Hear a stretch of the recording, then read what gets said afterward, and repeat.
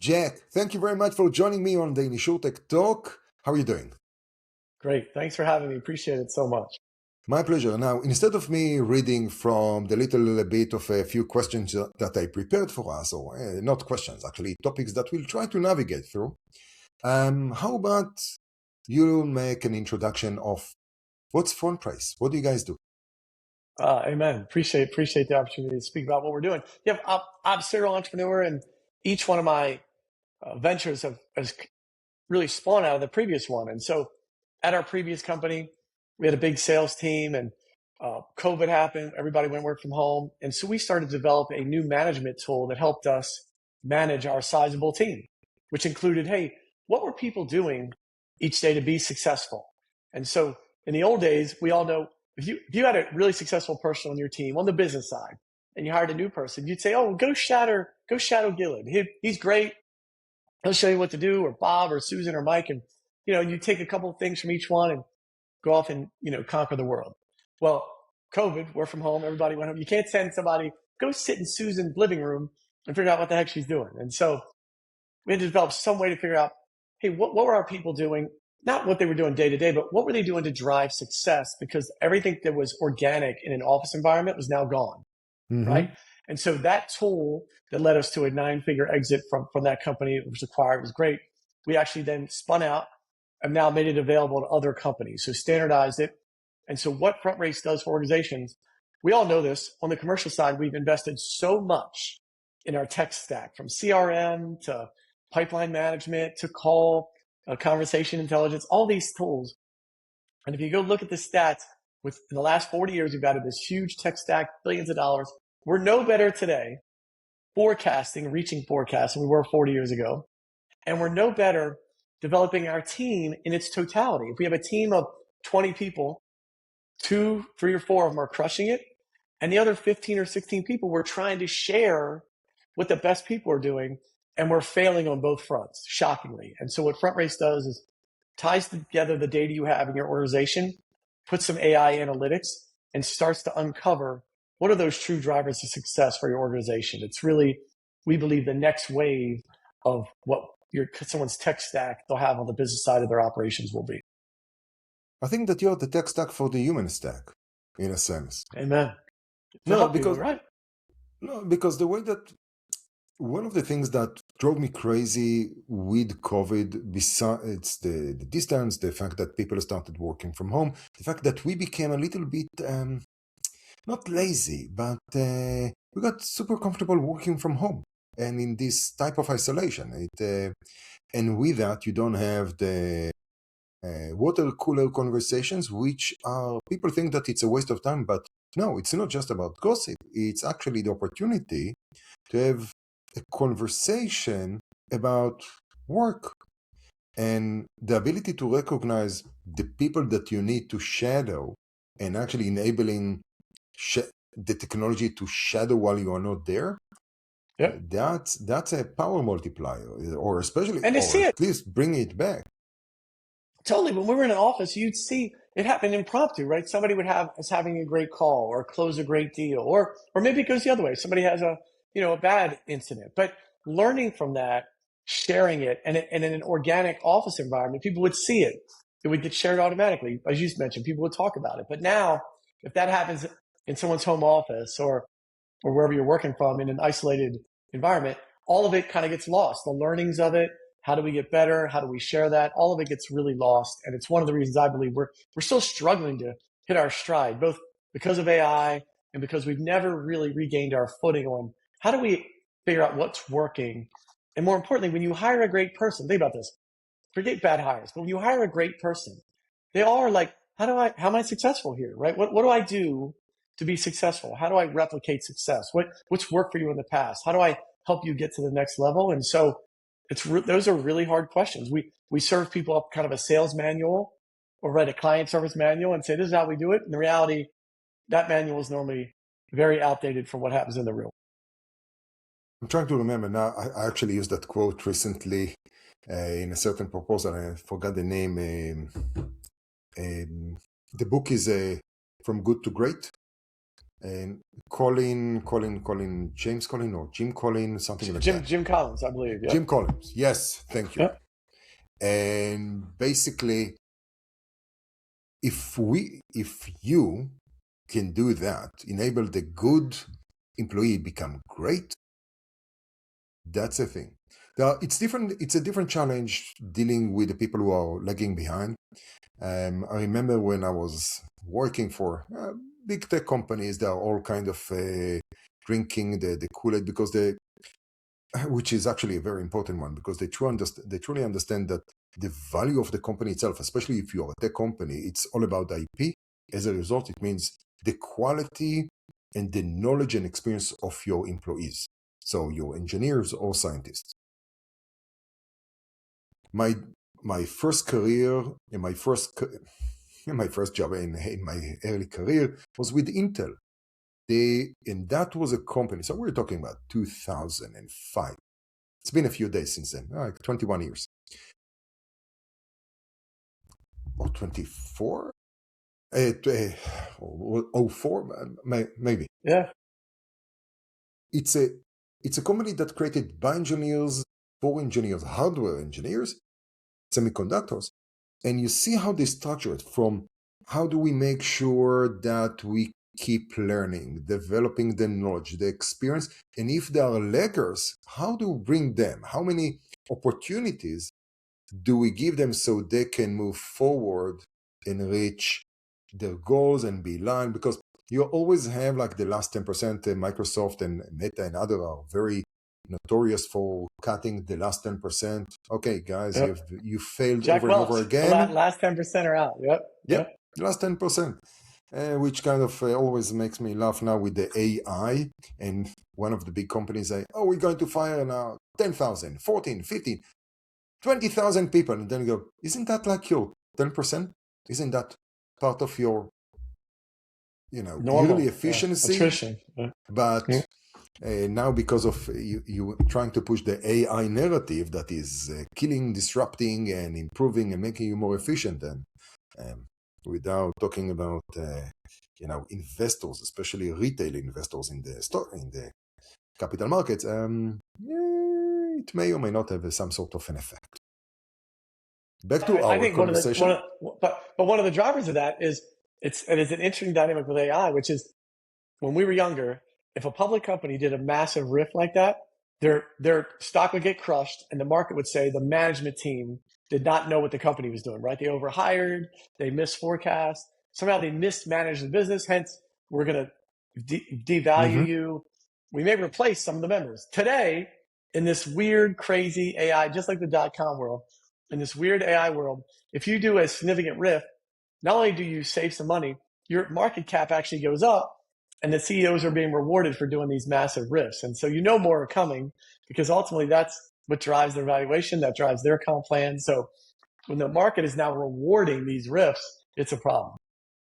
Well, because my day job is an investment banker, I need to be very careful anything that relates to investments. So, folks, here are all the disclaimer. Nothing that we're talking about is an advice or something that relates to actual investments. Don't listen. Yep. It's pure entertainment. It's not even knowledge. We are just riffing about what we observe in things that we have nothing or no knowledge about. And most of it is made up. So ignore it. It's not a financial advice, period. Entertainment, full. Okay, now that we kind of satisfied FINRA, it's all about controlling the narrative and how the analysts actually perceive it. And since more retail investors kind of were empowered by the different platform, Robinhood, for example, and others, that they have their own incentives, right? Is AI introduces efficiency. So if you are firing, I don't know, the 10%, does it mean that now you're more efficient? So better multiplier, better PE, better whatever that, the index that you need there. Actually, it's revenue per employee, not per earning, that in this case. There are all kinds of different things that you can kind of play with. But, it's a question that how we're going to see that. And that will be my longest segue to talk about how you are helping insurance companies, or to be precise, insurance agents, agencies, insurance offices, because they don't have budgets.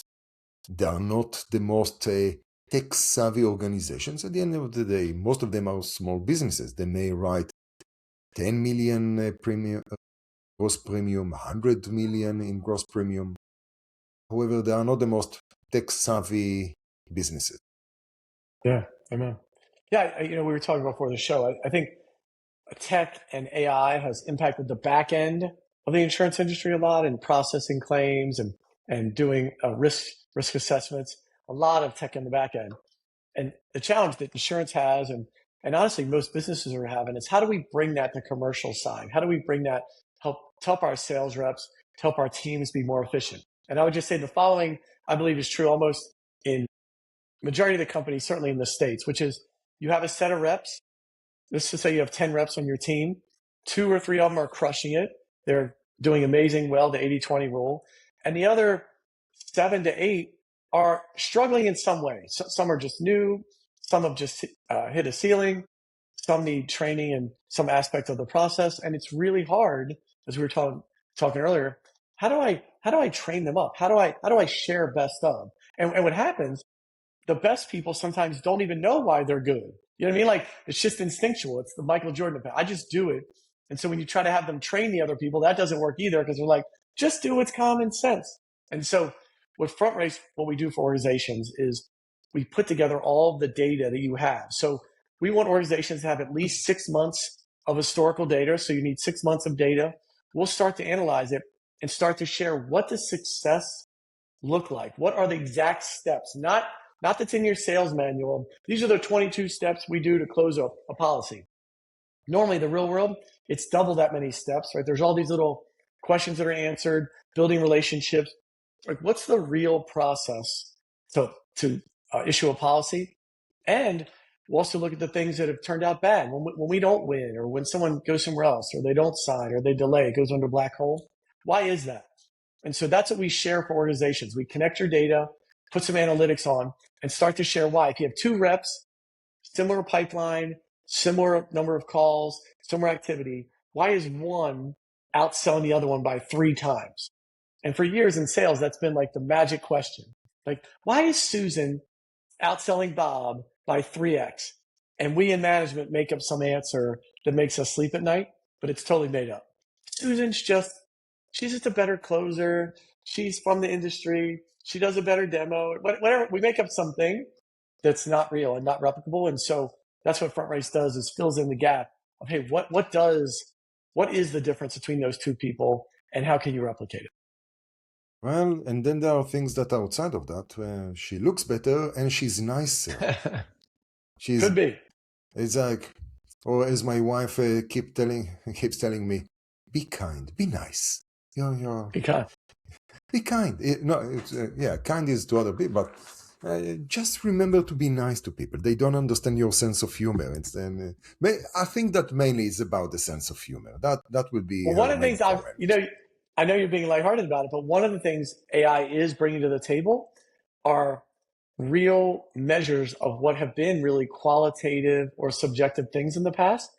Mm-hmm. AI will put scores to those and incorporate your personality type and start to give you at least a number, not an exact measure necessarily, but a benchmark of like, hey, are you in the top third, the middle third, or the bottom third in being funny, in professionalism, in tonality? It's a real thing, because if you don't realize that, we're type A's. Most salespeople are type A's. They're like, I'm doing everything Susan's doing. And you're like, no, you're not. Because it's 20 little things, right? The things that separate, it's 20 little things. It's not the big things. Everybody knows the big things. Everybody knows the policy, the pitch, the pricing, FAQs. Everybody knows that stuff. It's 20 little things that add up, which is why Susan's crushing it over everyone else. And so it's putting a light on all those things, so you can start to narrow the gap. So it's not 2x. Maybe it's just 1x, where somebody gets closer. And that's what we're trying to do for organizations across the country, including in the insurance vertical. How do you start the engagement with them? With the agencies? That's a great question. So our first interaction is normally like a standard kickoff call where we go through whatever tech, whatever systems they have today. Most insurance firms seem to have a little less than the other companies. Are in that 2 to 6 range of, hey, what are you using for email? How are you tracking your calls? Do you do video conferences? Do you have a CRM? What are those systems? We'll then start to aggregate the data from that. We'll say, well, hey, we'll get the logins and aggregate and normalize the data. And then literally, believe it or not, within a week, right after that, the AI will start to spit out learnings to the management team and the frontline folks to say, hey, these are the metrics that are most really important. And here's the best next step for every opportunity that you have pending. And so it happens really quickly. And I'll just say anecdotally, when we deliver the first set of data and first set of feedback, there's only 2 or 3 things that are great that people want to repeat and are awesome. And there's only 2 or 3 things that are really bad that no one's purposely screwing up their deal, but the reality is they're just not good. Some of the things that are happening. Can you give an example? I have numerous examples. I'll share one that I talk about a lot. Like one of the firms, instead of building relationship and building rapport with people, they had some reps that were defaulting to the technology, which were they were either texting or emailing too much. And so once one of our prospect firms, once they sent a 7th text, they never closed the deal. The 7th text was the death knell of the process because again, folks were defaulting instead of engaging with the prospect, answering their question, building rapport. It's just easier to text. It's less threatening. It's you're not breaking up someone's day. But inevitably, in that how that firm worked, the 7th text, they never closed a deal, never after a 7th text. And so can texting be a good part of what you do? It definitely can. But like all things, once it's leaned on too much or abused, it can then turn into a negative. I love it. No, it's a great insight. I can talk about it for the marketing, and that was one of the distribution that took so long to adopt while everyone was crying. But the millennials or who's after millennials? Gen Z, Gen I don't Alpha, know. I know Beta, they're all whatever, the right? alphas and betas. Even millennials are now early 40s or something like that. And it was all that crying. It's like, well, you need to text because that's the only thing that they know. And still, to close a deal, you need to have a conversation. You cannot overtext it. It's no text at all to overtexting, and you need to have somewhere the person. There are things personally, but again, it's anecdotal, so it doesn't really. There are things that I don't want to talk to anyone. Just give me a nice form, a good user experience. I'll close it in a few clicks on the website, and let's move on. And then there are things I'll give you a little bit more information. But I'll give you another one. It's a real one. We all know this, but we've not been able to quantify. I've never seen a dashboard on this, right? Which is in the Northeast, what they allow and permit and the process is very different than the Midwest. We all know this. You call somebody in Iowa, it's a very different conversation, speed, tonality, how you can text than if you call somebody in New York City. And Absolutely. It's just a different vibe. And so being able to analyze that, because sometimes regionally what works, maybe a lot of emojis and a slower introduction, it all works in the Midwest in certain areas. But in the Northeast, they're like, tomorrow, let's go. Why are you calling? What do you want? You better be on your A game, right? And sometimes in the South has a different tonality and things they want to hear. And so being able to share that again, there's been this black hole. Why is Susan so great? Starting to shine light and starting to quantify why is she able to sell 3x more than everyone else is amazing. It's an amazing process. And by the way, when we start with a client, no one has perfect information. It's not like the first day we do it, they're like, here's all the answers. What happens? We start to give you a baseline of data. We start saying, well, here are some definitely 2 or 3 big things. But hey, do you know that you don't have any data on how your folks reach out on LinkedIn? Do you know you don't have any data on some of your calls because you're not recording your calls? And do you know in your in-person meetings, you require your reps to manually input everything that just happened into your CRM or whatever your management system is? Well, how many sales reps after an hour and a half in-person meeting put the right things into their CRM. I mean, right. I mean, totally. I mean, it's ridiculous. So there's technologies and stuff we can do now that can start to help people be more efficient. I think Salesforce put out a report in their 2025 report in sales. They said sales reps are only selling, I think, 39% of the time, right? And the rest of it's all admin, data input, clerical proposals. It's like, what? And so we have now some tools. What AI is going to open the door, it's going to give you some tools and some access to things that were very painful for many, many years. The ability to standardize and connect and normalize your data. That would be 5 years ago, that would make somebody's eyes roll in the back of their head. A much easier endeavor today to help companies really figure out what the heck's going on. And who is it? Larry Ellison said, hey, whatever AI model you love, if you love ChatGPT or Grok or Claude, we were talking about, like, he said, they're all pulling from the same open data. It's the same open data they're pulling from. The magic is in your data, your firm's data, your team's data. And if you have more than 6 months of data, ideally you have 2 or 3 years of data, the answers are all in there. The answers are what works, what doesn't work, when you won, what did that look like? When you lost, what did that look like? The answers are in there. Just many people don't have access to the data. It's not in a queryable, normalized form. So it's a big problem. Well, your title is a co-founder. When I used to have the title of a co-founder or a founder, part of the concept was always be raising. You almost every conversation, if you are not selling, you are raising money, and it's the same high alert that you have. And I just wonder that tool can actually be very useful for founders who are all the time on raising money and in that attitude or relationship, because we are not raising now. We'll be opening around later on. But, we want to have this relationship and let's talk about what's coming next. But do you define yourself as a startup or this is business number 7 for you? We are definitely in startup mode. So the technology's been around for about 2.5 years. It came out of our old company, but we've just been go to market for the last 8 to 9 months. And so we're definitely still in the early stages. Oh, no. There is a big difference between startup mode versus I'm a startup. I'm a tech startup. Oh no, you better. Then you have to clarify for me. Well, a startup usually will be a company that develops some sort of, usually it's a technology, it can be many, many other things, and they will be in, I would say, development and some sort of that they will be in the red for many, many years and will just try to scale. Those will be many on the software. Startup mode, we are on high alert, we are cranking, we are frugal, we are trying to make something out of nothing. And our product may be whatever that may be. And it's kind of I don't know, at this point it may be a cliche. But startup mode, for sure. That's when you are hungry and you want to build a business. Yeah, I was going to say, we're definitely in startup mode, chasing any and all things, 100%.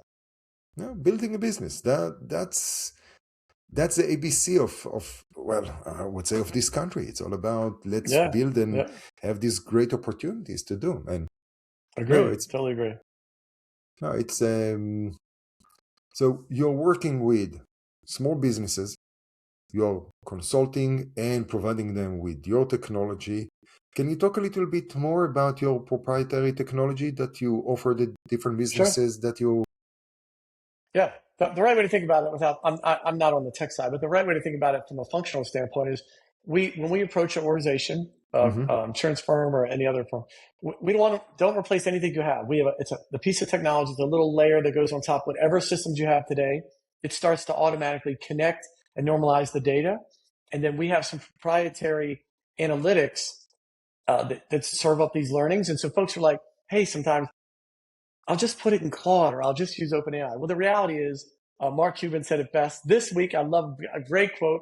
He said, the problem with AI on the business side is you ask the same question with the same data in the same LLM, you're going to get a different answer every time. It's true.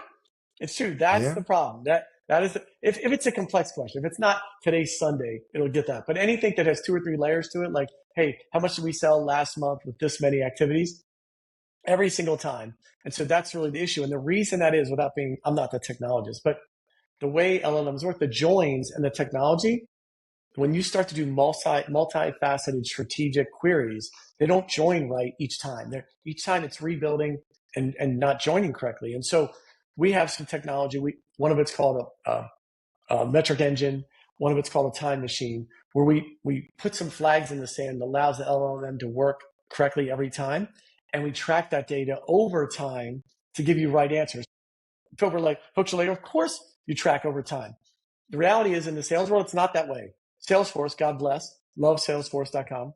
But if you have an opportunity in Salesforce, you can do this today. Put it in today.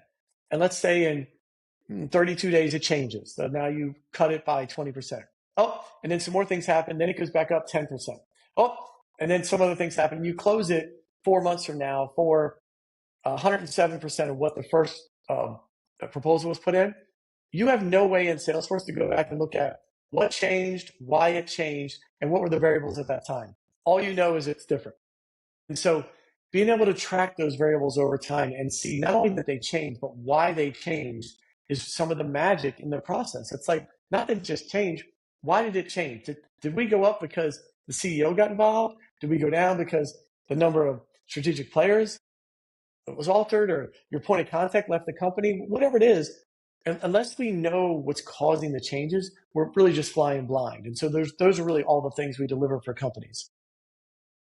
What should they be aware, especially when it comes to AI and implementing it and using it in small businesses? Listen, it's not ready. So I know I'm yelling against the wind here. Listen, on the tech side, the AI is amazing. What it's doing, it's helped people program and do code and create apps, and it's sick. It's sick what it's doing on the tech side. But listen, when it comes over the business side, it's not ready. It's like AOL. We're in the first days of the internet. It's AOL, and everything we're using today is going to look antiquated 3 years from now.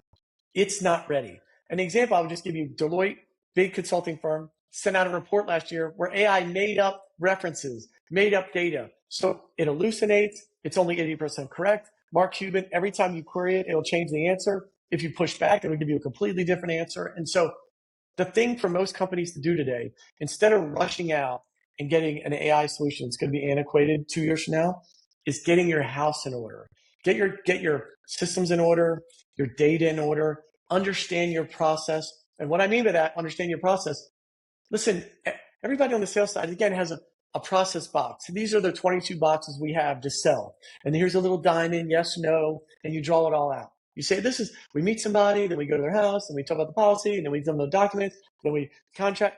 That's typically not how your best people are selling, number one. And two, there's way more steps typically in the process, and no one knows.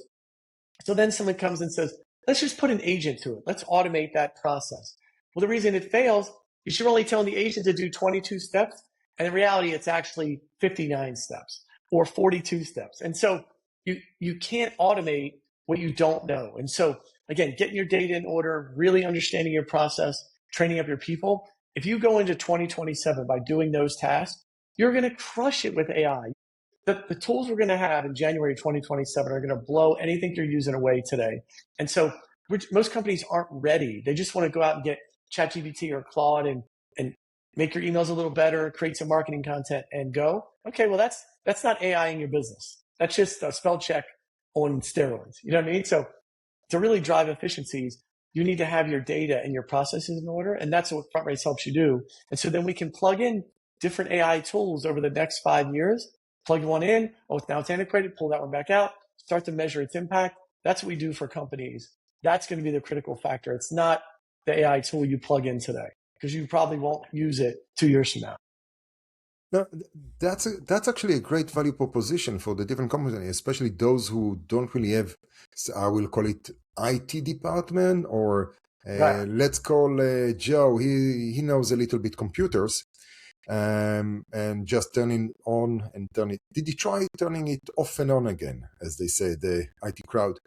No, because your value proposition here is let us manage your AI stack, not just your tech stack. The AI stack, because you need now new tools and someone that actually understands AI and what's the latest and greatest. We used to think the best example for that would be, a decade, maybe 2 decades ago, you had to hire people who understand CRM and how we can make your sales process better. Now it's not that. You can build your own CRM if you know how to write proper Vibe coded. prompts. Vibe coded. Amen. But now it's the heydays of the product managers that until now, the only thing that they could have done is write the product description or the requirements and hope that someone in engineering, the VP of engineering, will say, okay, we have done for you. We'll add it into the pipeline or the whatever that may be.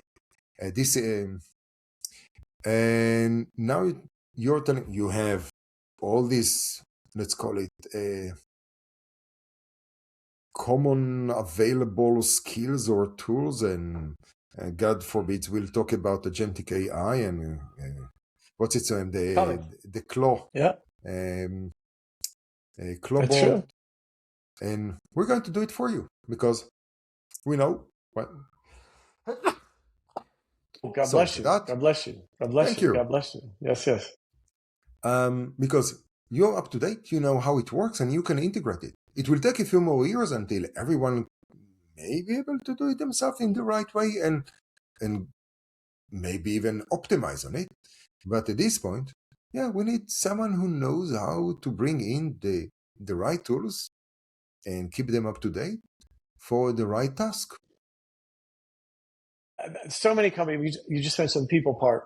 Mm-hmm. We've all known this. In the past, there's technical managers, right? People that are really good with tech, and people managers. You're good with personalities. Well, the reality is going to be less personalities, no doubt. So getting their people ready, they're going to have to be more tech savvy than historically they've been. Like understanding, hey, what is an agent? How does it work? How could I use one? Where does it really fit? Where doesn't it fit? How do I use, what's the difference between Claude or OpenAI, and when would I invoke one and when would I invoke the other? Those are real things. And so folks have to have a perspective on that or they'll just get washed over.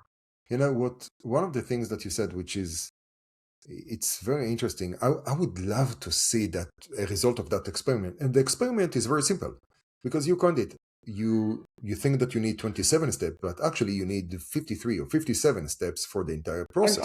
Unquestionably, yeah.